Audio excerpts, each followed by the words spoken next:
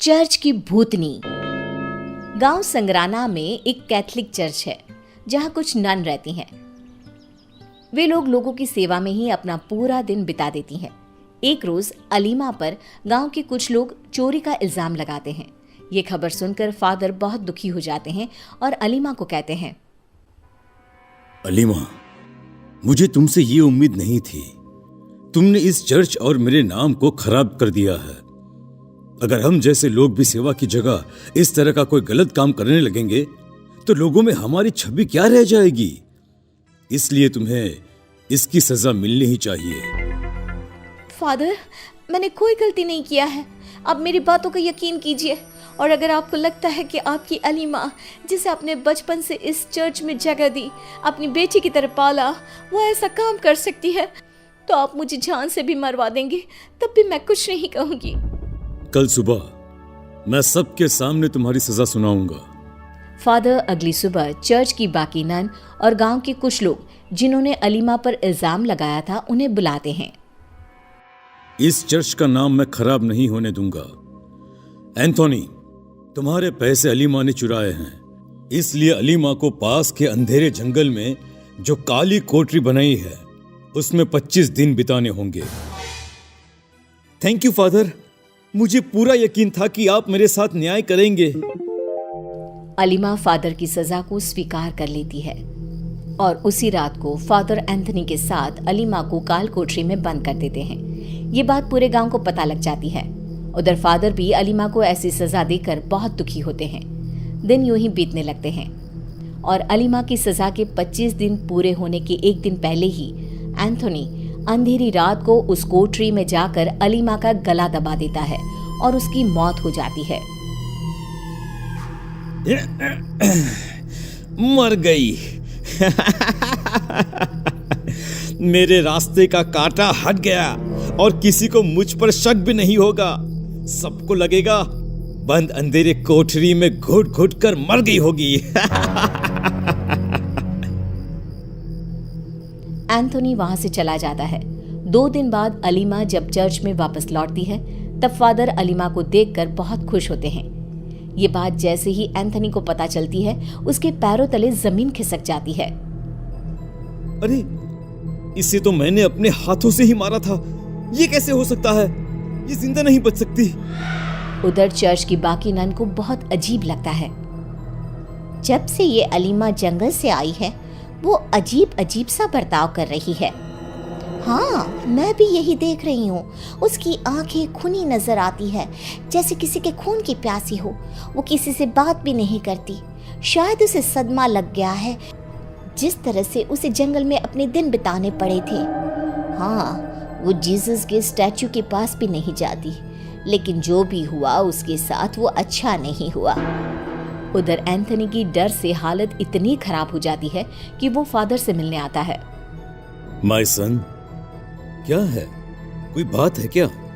अचानक तुम यहाँ? फादर, ये अलीमा जिंदा कैसे हो सकती है? आप खुद ही सोचिए, कोई उस काली कोठरी में जिंदा बच सकता है क्या? ये अलीमा के शक्ल में कोई और है। हमें इस कोठरी में एक बार जाकर देखना चाहिए। ऐसा नहीं हो सकता है।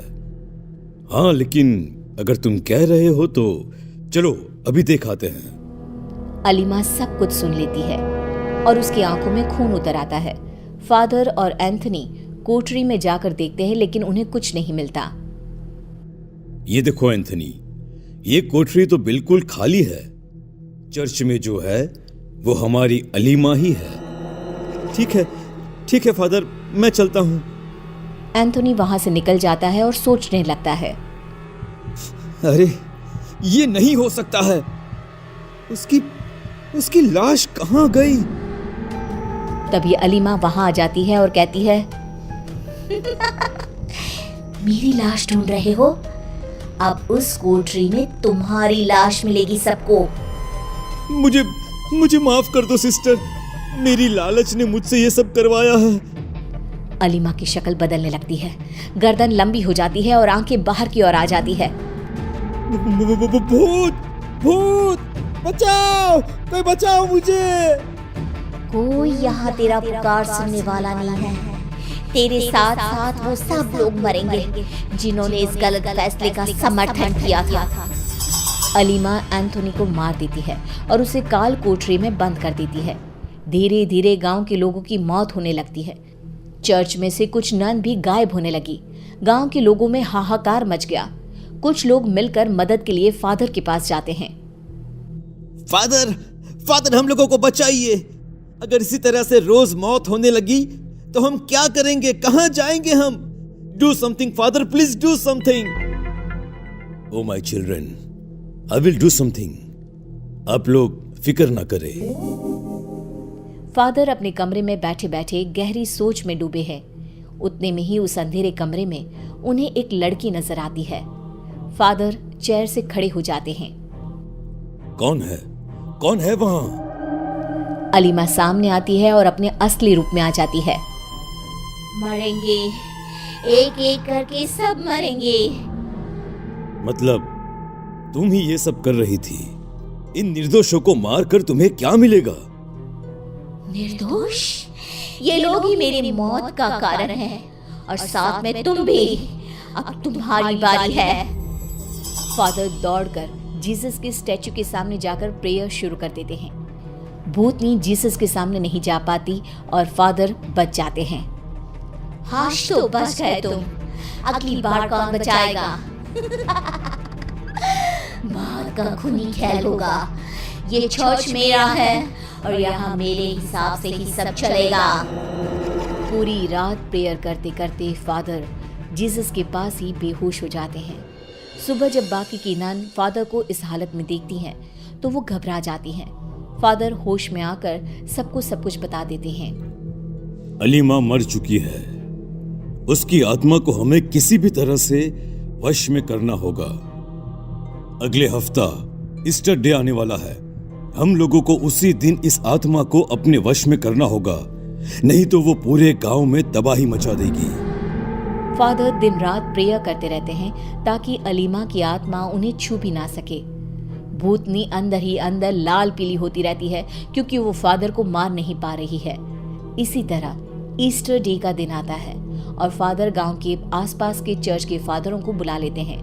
कैथोलिक चर्च में इतनी भीड़ देखकर अलीमा अपने कमरे से बाहर आती है। तभी सारी नन उसे घेर लेती हैं। सारे फादर और नन प्रेयर चालू कर देते हैं। अलीमा अपने असली रूप में आ जाती है और छटपटाने लगती है। तूने क्या सोचा? इस तरह तू मुझे कैद कर लेगा? कभी नहीं, मैं तुझे मारे बिना नहीं कैद होने वाली। अगर मेरी मौत से तेरी आत्मा को शांति मिल जाएगी तो इस गांव और अपने इस चर्च के लिए अपनी जान की कुर्बानी भी दे सकता हूं। कम से कम ये खूनी खेल तो खत्म होगा। हाँ, मुझे बस तेरी मौत का इंतजार है, फिर मैं खुद ही यहाँ से चली जाऊंगी। तेरी मौत से ही मुझे सुकून मिलेगा। फादर खुद को आग लगा लेते हैं और मर जाते हैं। फादर की मौत से अलीमा को शांति मिल जाती है और उसकी आत्मा मुक्त हो जाती है, जिसके बाद गांव वाले और चर्च की सब नन मिलकर फादर के लास्ट राइट्स पूरे कर उन्हें चर्च के पीछे ही दफना देते हैं।